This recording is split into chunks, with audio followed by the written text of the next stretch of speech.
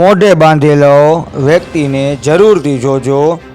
તેને જે કૃત્ય કર્યું છે, જે શર્મજનક કૃત્ય છે, જ્યારે 4 વર્ષની બાળકીને ચોકલેટના બહાને લઈ અને દુષ્કર્મ રચ્યું છે, જે ઘટનાની જાણ પોલીસને થઈ હતી.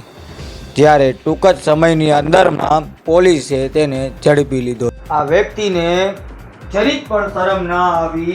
4 વર્ષની માસૂમ બાળકી સાથે દુષ્કર્મ રચ્યું, જ્યારે આ વ્યક્તિને જરા પણ શરમ જેવી વાત ન લાગી. જ્યારે 4 વર્ષની માસૂમ બાળકી સાથે આવું કૃત્ય કરતા જરીક પણ શરમ ન આવી. શું આડોશ પાડોશમાં રહેતા વ્યક્તિઓ ઉપર વિશ્વાસ કરવો કે ન કરવો તે એક મુદ્દો બન્યો છે, જેને જીવતો અને જાગતું ઉદાહરણ છે.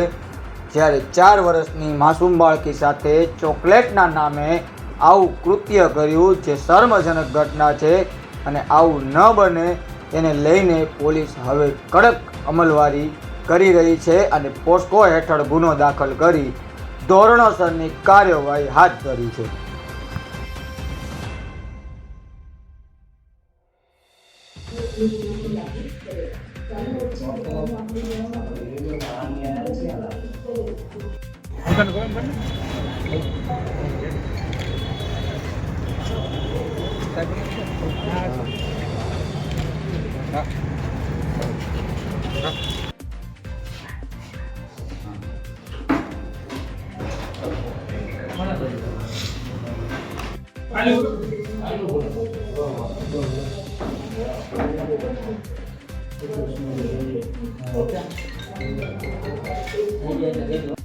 ચાલે છે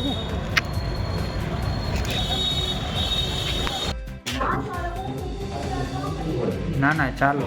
હા કાલે જવાનું છે.